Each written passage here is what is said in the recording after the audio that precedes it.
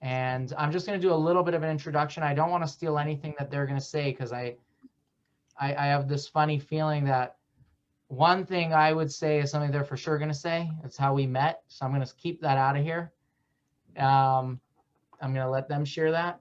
But one of the things that you'll learn about Dr. Michael and Elaine Cates is that they have lived in the Valley for over 50 years. So they have definitely seen that growth and the way the community has blossomed. They've been members in different congregations, and their children are members in different congregations. So they've seen that the beauty of the Arizona community. And Dr. Cates, as you might have read in the bio, was also a team doctor for a number of the sports teams here.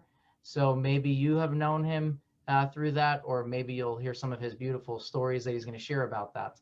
So I am going to just share the platform and the mic, as we say, with Elaine and Michael Cates, and we're going to get to know them. This is a new project, if I can call it, or a program in the sense of we're going to do this hopefully with others as well, so that you can share a little bit about yourself and enhance community. So there you go, Mrs. Cates, you're up. I'm on first. Okay. Well, I'll tell you how we met Rabbi and the rest of the family. We've been in our house for 47 years. We've had the house next door has always been a religious house with two, not Southern Baptist. Yeah, Southern Baptist ministers. That's what I wanted to say. And then Rabbi moved in. And at first I was a little bit frightened, not of them per se, but to have an Orthodox Jew moving next door, since my grandparents were Orthodox and we weren't allowed to do anything on Shabbat. And since we belonged to Beth Israel for all those years, we were Reformed. Now I don't know what we are. We've only been in two congregations, Beth Israel and Chabad. I'm going to jump in. Now, you know what you are, you're Jewish. It's never about the labels. Exactly. So, and I'm more Jewish with Chabad than I ever was with Beth Israel. Listen, that part I'm not jumping in on. Okay. I don't judge people how Jewish they are. I don't think anyone does. Well, that's great.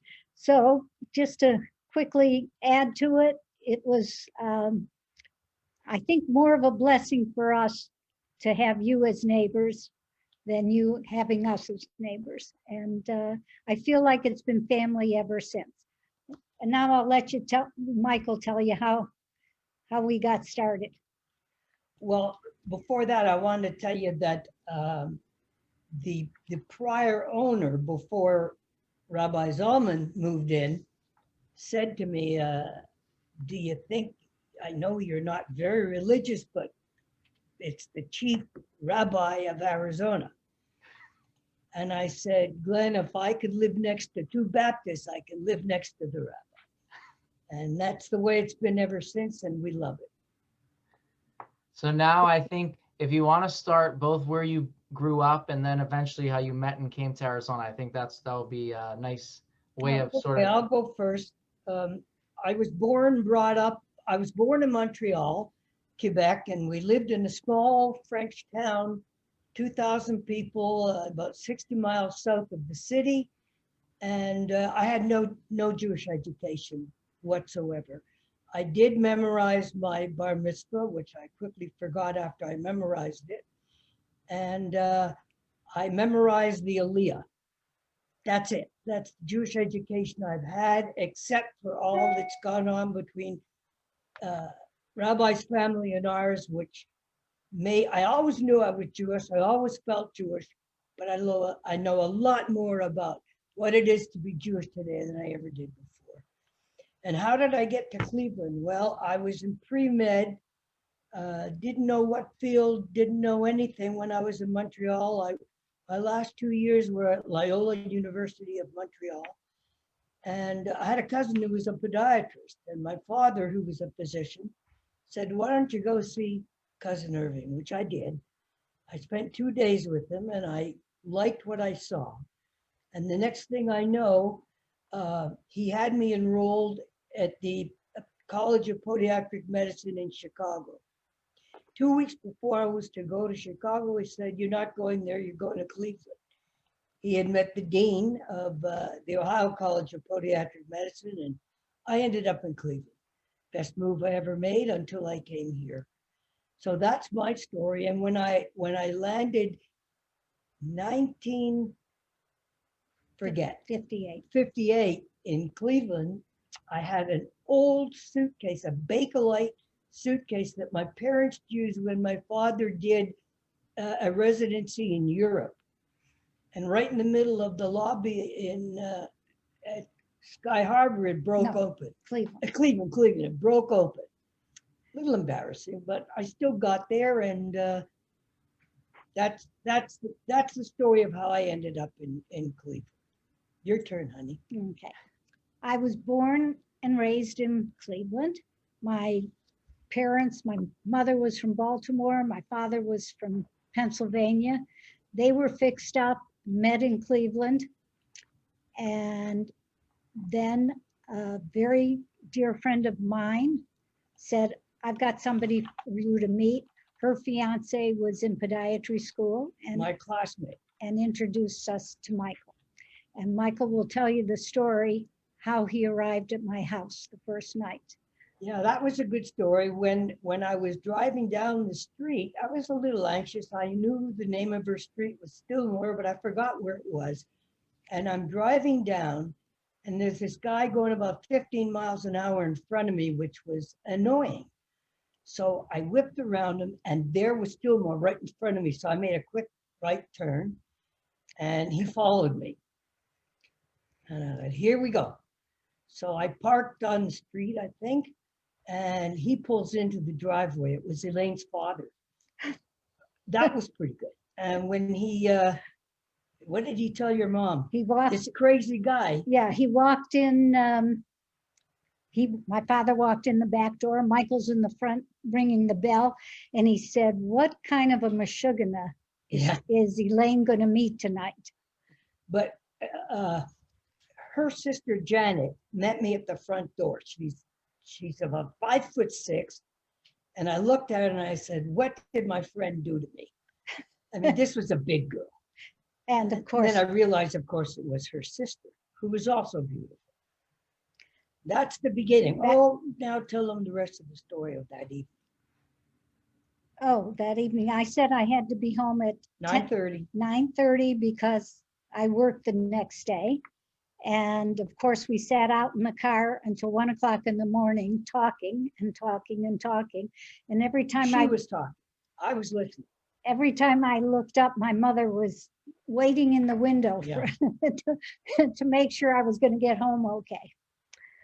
And the next thing we know, we have 3 children and we're moving to Phoenix. That was 8 years later. So, Well, I knew right away that this is who I wanted to be with. I made a great choice, as you can see. And we were engaged in 3 months and married in 6. And September will be 58 years. Not a bad move. not bad. We did okay. Right. We've got 3 great kids, two boys, and our daughter who's watching now. I hope she approves. And I'm going to show a picture. This is the 5 of us and always dogs in the background. So I don't know if anybody can see it. Yeah, we can all see it. It's perfect. Okay, so that's the start. And So how did you end up I guess when you moved to Phoenix, how did you find that job? well, tell them about the snowstorm. Well, in December of '69, Barry Kaplan and I, who lives here now, he's still practicing, we shared an office. We were partners. And I got up that morning and it was snowing and cold. And it took me 45 minutes to get to the office, which was generally 12 minutes. And half the patients had canceled. It was a miserable day. And I came home and out of the blue, I said to Elaine, "How would you like to move?" And she said, "As long as it's warm." I said, "Okay." We'd never been here. And I said, Phoenix. She said, fine. And the short answer to that is I came in April, took the boards, passed, and we moved here 6 months, June, July of 1970. So this August, this month, I think, is 50 years. That's the story. Never look back. And when we arrived, Shea Boulevard was a dirt road. Yeah. Yeah. So that means there was no 51. That's for those no, of you no, who no. are right. No, we enjoyed 51, but what we didn't enjoy was when they started digging, it brought all the scorpions in our neighborhood and in our house. Yeah. But that's all taken care of, no more scorpions, and Well, how long have you lived in your home then? 47 years, Oh, wow. So this is your first real big purchase, I guess, of a home. exactly. Yeah. Yeah. And hopefully, after we move to Sagewood, it will be our last. And I'm sure it will be. Yeah. Michelle, how am I doing? Oh, Michelle, she says you're good. She hasn't been doing any crazy faces, so I think she's No. still Okay. improving. A- Until you And, start talking about her. yeah. and next to Michelle is Thelma, which is my daughter-in-law's mother, and I'm happy that she's there joining us today. And So So do you that- want to talk about your children and family before you talk about profession, I guess? Because Sure. well, Well, we're lucky. how yeah, old were your kids when they when you moved? 2, 4, and 6. and that was quite a plane trip out here. And when I got off the plane, I said, well, we have to get away from the engines. It's so hot here. Yeah. And I think it was 111 it was degrees that day. 111 that day, just like it is outside today. And it wasn't the engines in the plane, they were turned off. And that was my first introduction to heat. And we love it. It was much better than the snowstorms that we were having. And so I'm just gonna, couple more pictures. This is Oh, we it. like pictures. You could do more than Okay. a couple. So this is our oldest son and his family. And as you notice, there's always dogs in our pictures. And Are both of those children in college? no, these two are both have already graduated. They're living here, and One's getting married soon and the other's on his way. we Does hope. he know that? No, Yeah. no, we don't know that. We don't know that. Anyway, and the big dog. And then our next son has two daughters. I don't have pictures of Dan and Jamie. And then, And how old are they and where are Okay. they?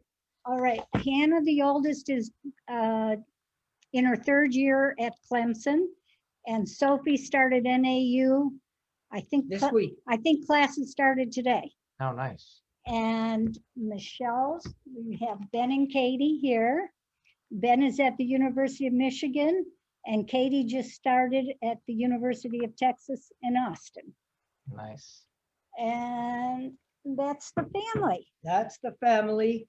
And and Maggie is, we're feeding her so that she won't disturb us. But we have to show her off, so we'll pick her up in a moment or two. Yes. So now, So do you want to share? Do you want to share about your job, or do you have something before that? No, No, I started to practice here in, for those who don't know, I'm a retired podiatrist. Started here in 1970. I retired the end of December '09, so I practiced for 48 years because I started in Cleveland a few years. And best thing I ever did was come here. We've raised a great family. We're very lucky. I had a good practice. I had an unusual practice because we bought tickets to the Phoenix Suns. What year? 72. 72. And we bought 2 tickets that are about $10 a piece. And I met Paul Steingard, Dr. Paul Steingard, who has since passed away. He was the team physician. And one day in the hospital, I had a surgical case, and he came by and asked me if I'd take a look at a player, which I did. And one player led to another player. And at the end of the season, he said, could you come on full time with the Suns? Didn't think they needed a podiatrist. So that was a 35-year run with the team. And during that interim, when you're with one professional team, you seem to pick up other teams. They want the same doctors as the Phoenix Suns do. So I was the team podiatrist for the Arizona Rattlers, the Phoenix Rackets with Chrissy Everett. And I worked with the Coyotes for 6 years, but I couldn't keep doing it because I had Suns games and Coyotes games at the same night. So I moved on stayed with the Suns, and that was a great experience. Through that, we met some fabulous, interesting people, but nothing beat the patients. And I said to one day that I've really never worked a day in my life because my work was my pleasure, just great pleasure. And I haven't worked since, and I don't ever intend to work. I have one great pleasure, a 1-week fishing trip in Ontario, Canada. And if you don't believe it, I don't know, can you see this? Yeah, lift it up higher so we see the fish. There you go. Yeah, I'm the one sitting. You're the one alive. Yeah, Right. yeah. Well, that fish was still alive. We put him back in. It's catch and release. But that's the story of my life. I've had some interesting patients with the Suns and in my private practice. And I'll show you. Those of you that remember the original Wizard of Oz, the original with Judy Garland, and the Munchkins, the little people.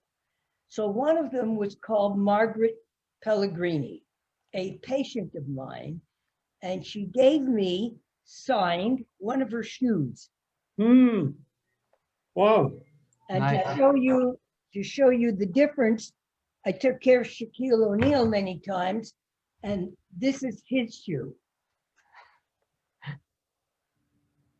So when I store them, you can see Shaq signed it here. I put one in the other and I store them. So those are a couple of souvenirs that I'll remember for a lifetime. And, Margaret Pellegrini died about 2 years ago. and this is Margaret with our granddaughter Katie. Oh, nice. So you kept up your friendship. Yes. Oh, yes. Yes. And this is our grandson Ben, Who's now at University of Michigan. who's sitting in Shaq's truck. Yeah. And it just so happened he was at the game when Shaq drove his truck in there, and he let Ben go up there and sit in the truck. And let me show you one more thing. I don't know if you can see it. You'll just have to lift up the shoulder a bit. Yeah. There you go. Age 35. The team gave that to me upon my retirement. That's really nice. It will fit Shaq, but I love to have it. So here's a question that someone messaged me privately. Yeah. Did you ever have to pay for to be a team doctor, or because I know you said in the beginning it started that they asked you. No, I'll tell you how it works. I never got paid. I got a little stipend for a few years, but the answer to that is no, I never had to pay to be the team doctor, but I paid for my tickets. And only because we had tickets before Right. he worked for them. And, but let me explain that the trade-off is you get so many referrals, thank God, when you're a team physician, whether you're the podiatrist or the orthopedist, it doesn't matter. So the relationship paid off many more times over what the tickets cost. And that's my story, But and today- I'm sticking with it. But today all the doctors pay, don't they? I don't know, I think so. I think the last group of doctors actually paid for the privilege, but we never had to do that. So, and then I guess a subsequent follow-up is, does that mean insurance was billed when you would work with players, or? Not with players, but with patients. I mean, Right. 3, 4, 5 referrals a week was very profitable and a wonderful thing. No, we never charge the players.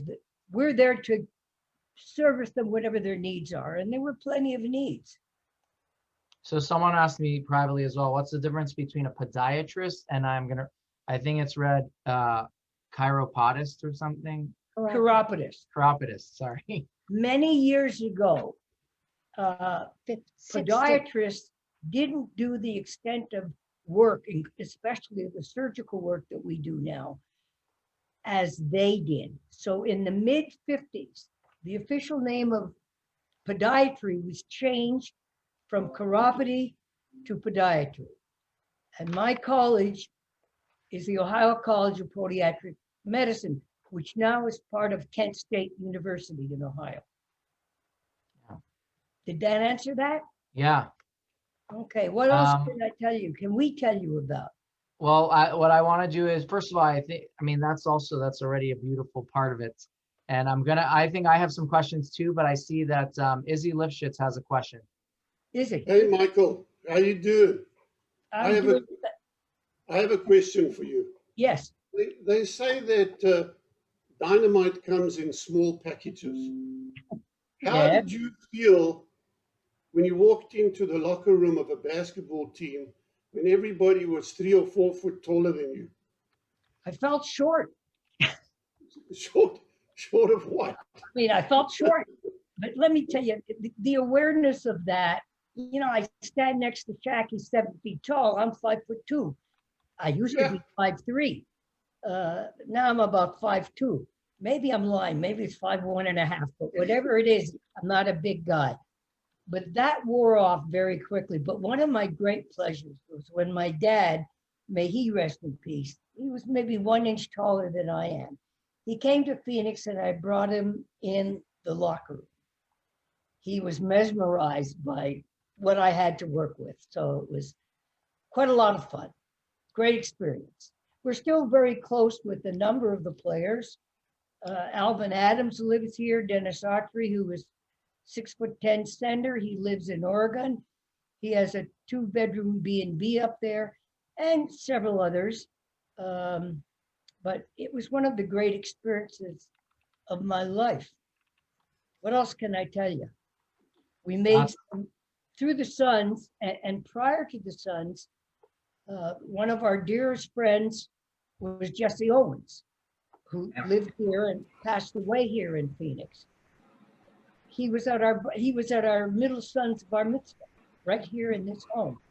So it was exposure to people that I never would have met otherwise in our lifetime. What about your involvement in I guess the bigger Jewish community here, and as well, I know that you both had a home in Prescott as well. So your involvement between the two communities.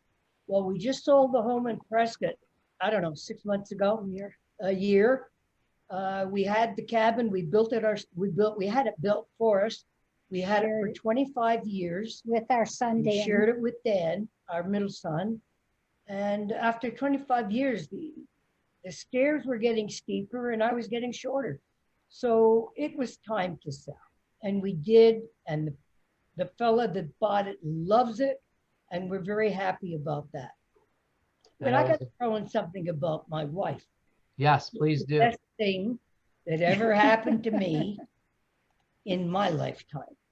And all that she gave me, including the 3 children, and allowing me to have a dog. And 6 grandchildren. And 6 fantastic grandchildren. And my beautiful daughter who's watching now and smiling at me. That's the best part of our lives, and it's been magnificent from day one to this moment. And I'm thinking Dan is watching as well. I don't know where, but I have to tell you what Michael gave me. When we became empty nesters, and he knew how much I wanted to learn how to speak French. Because I'm bilingual from Quebec. I started taking some lessons here. We had a foreign exchange student from Paris who was Jewish. uh, he, what he wanted was a Jewish home, excuse me, a kosher home. Yeah. Well, when we found out, in fact, Michelle found him for us. When he came, his idea of being kosher was he didn't eat pork. Right. And we, to this day, we're still very, very close friends. So let me interrupt. The thing about the French lessons, I figured to myself, she'll take 3 months and that'll be the end. I realized by around the 3rd month, she was into it like you wouldn't believe. So I made a critical mistake. I said, I'll send you to France to go to a French school. And she said, okay. And that was the beginning of yearly trips. We've been there 29 times to Europe, mostly to France, but all over the rest of it because we're there.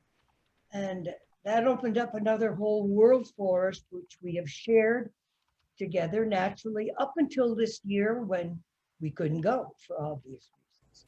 Yeah. But I went to a school for 1 month and in the summer, and I got hooked and no looking back. I'm finally fluent.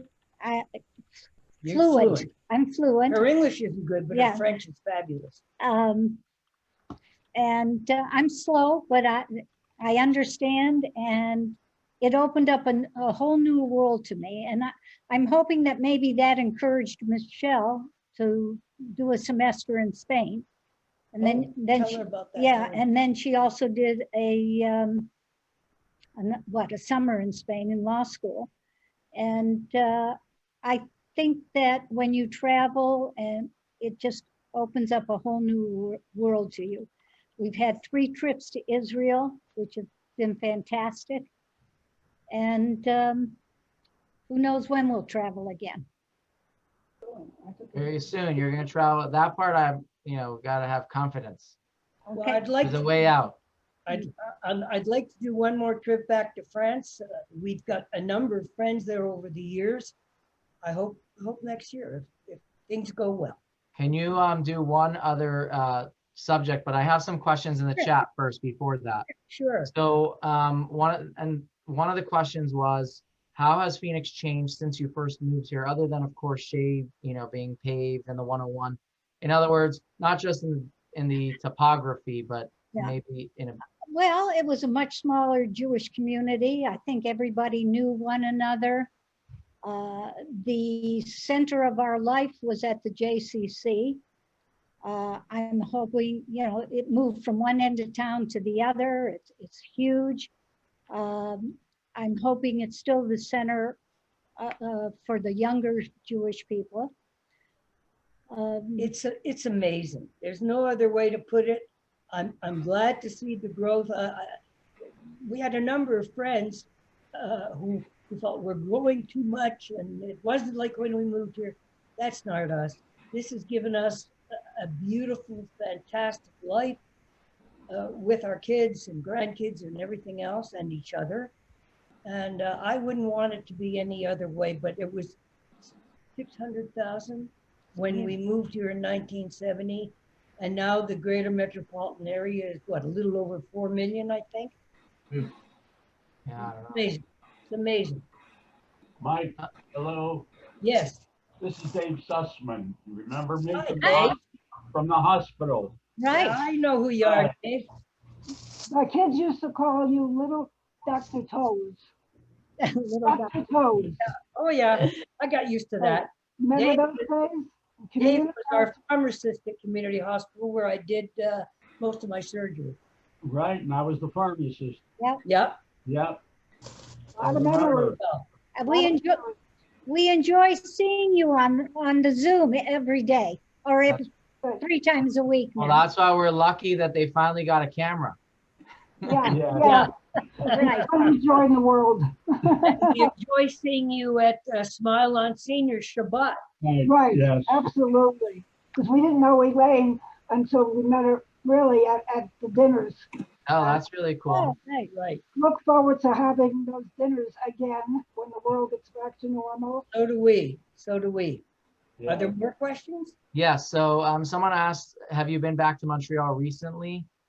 Well, not this year. We go every year. My sister still lives there, my brother-in-law, and several cousins. I've lost several cousins, but all my family is originally from Montreal, and many Montrealers never leave. They've had their whole lives there, and we go back every year in the summer.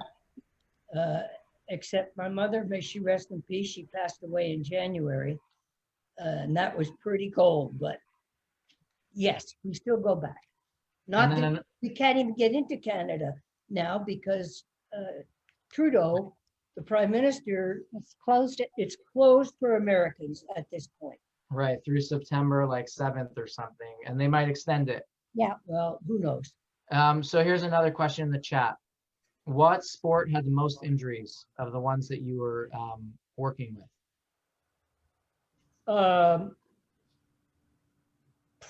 You mean foot and ankle injuries? Yeah, meaning for that you were with podiatrist.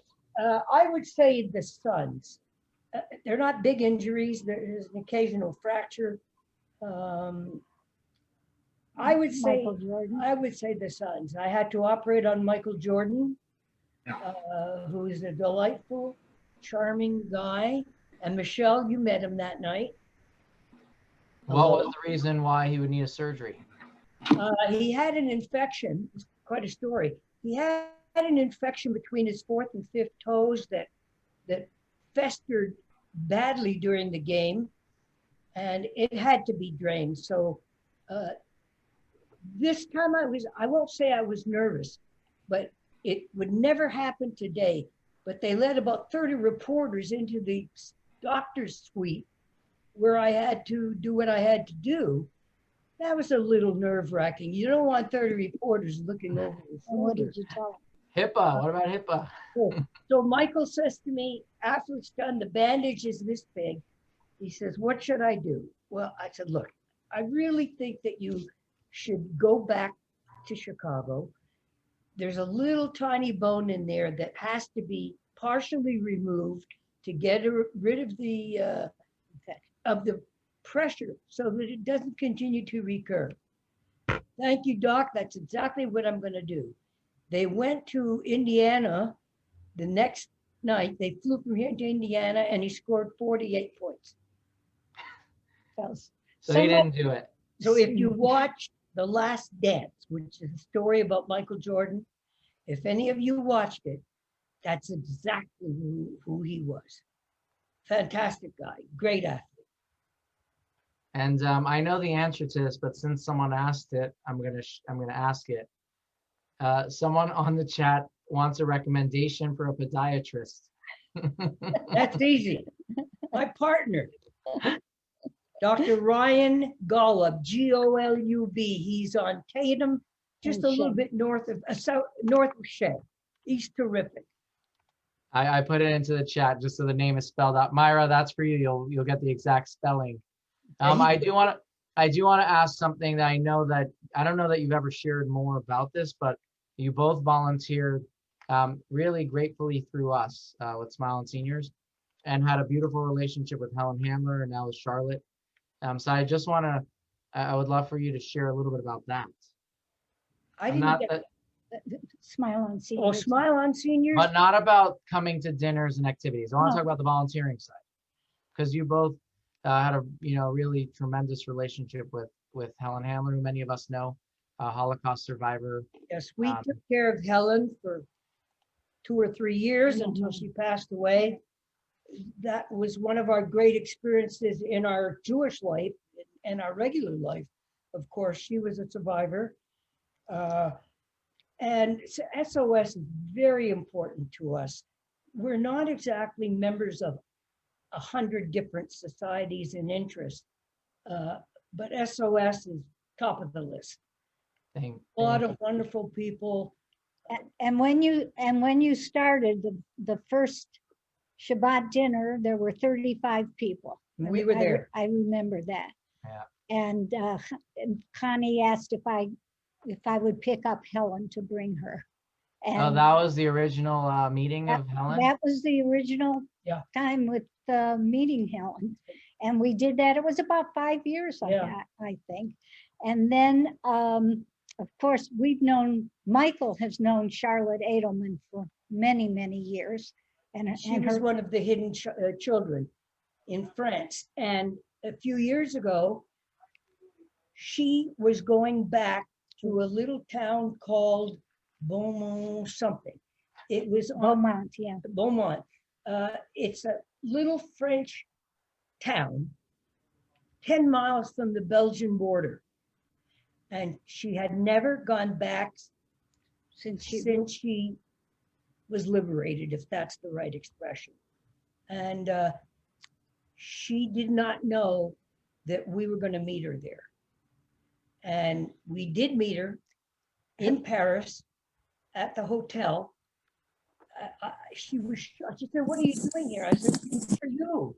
And we spent a most fabulous 5 or 6 days together with all of her friends and the French people in Beaumont, who didn't speak any English at all, to my recollection. So we were translators. Both of us were. And Quite fabulous. Charlotte's daughter and son-in-law said, "Why don't you come to Paris with us?" And Yeah. I said, "Oh, we couldn't do that. It's your family." They said, "You're like family." And we said, "If you don't tell your mother we're coming, we'll surprise you." And that's what we did. And we met Charlotte's brother. And the people that hid her and And where they hid her, yeah, it was quite a story. unbelievable. It's on Facebook. I believe it's in the archives there. And it was just fabulous. And Charlotte has just been a delight to be able to be with her. Yeah, that video is on Facebook, so I would have to find it, but it was posted. Yeah. Yeah. It was an experience of a lifetime, especially after we had cared so long for Helen Handler. It's beyond description. But like Michael said, we've known Charlotte.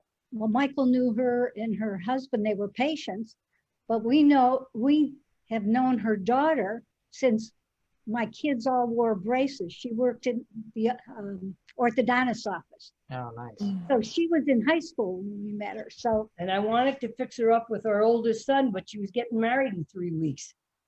So that took care of that. But then he was lucky enough to meet Thelma's daughter, Sherry, and a great relationship. All of our children enjoy great marital relationships. They get it from Thelma us. there?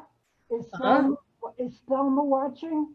yes, she's watching, but she's on mute. Do you know how to unmute Levy? Let me see if I can. Hold on. Because sometimes you have to do it yourself. Let me see. Yeah, she'll have to do it herself. So unless Yeah, someone Michelle? could- No. Okay. I could request it, but she would have to do a button there. I'm not sure. Right. Tell her Thelma, that you said hello from Pueblo Norte.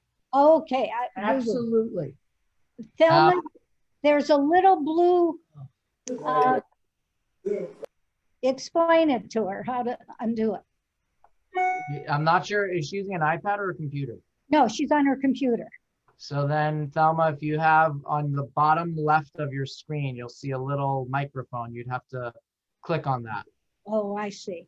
But while you're trying to figure that out, Ask me another question. yes, did French help in your medical practice?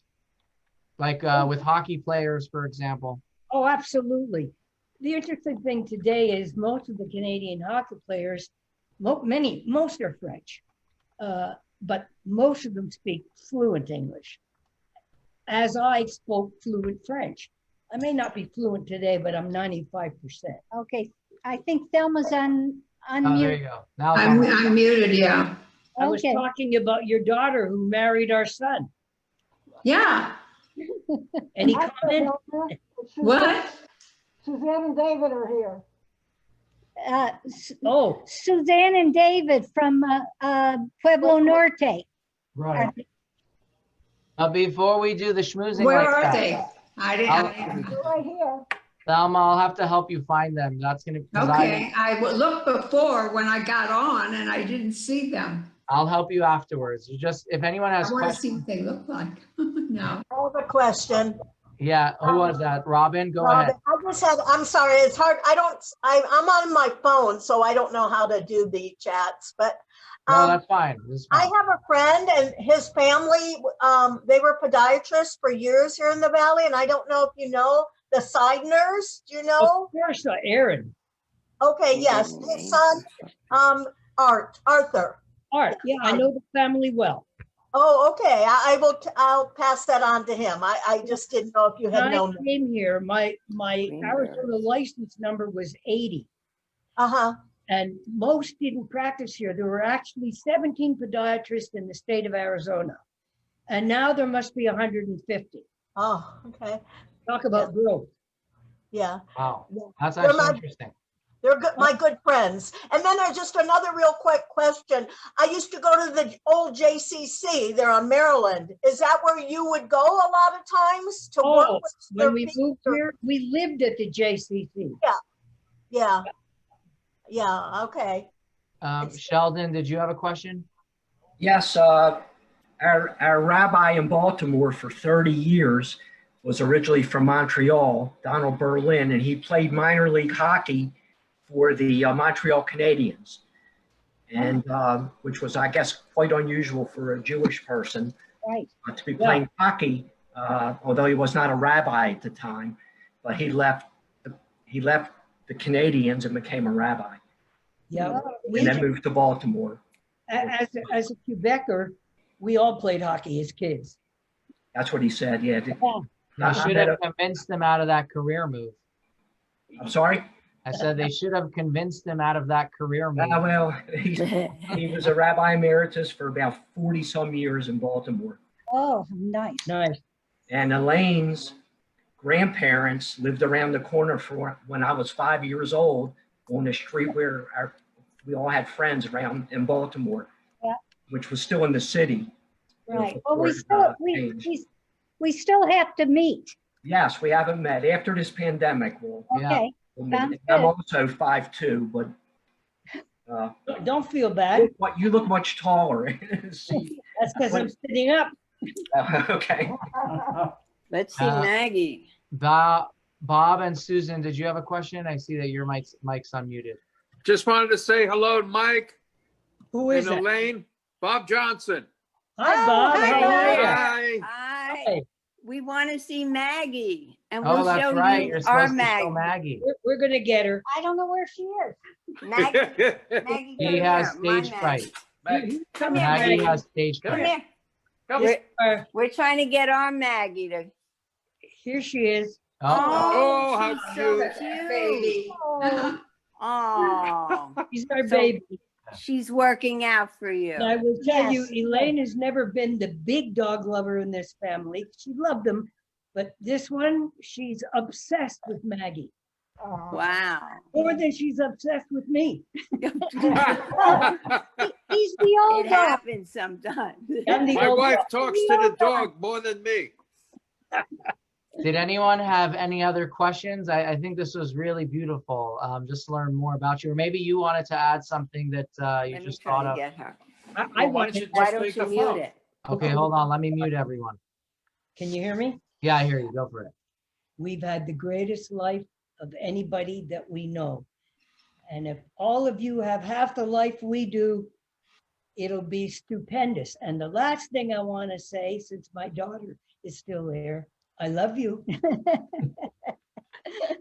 Now I feel like you were. Is our son watching? I didn't see him, but unless he's on without a camera, there Yeah, are or, people. or Facebook? Facebook definitely.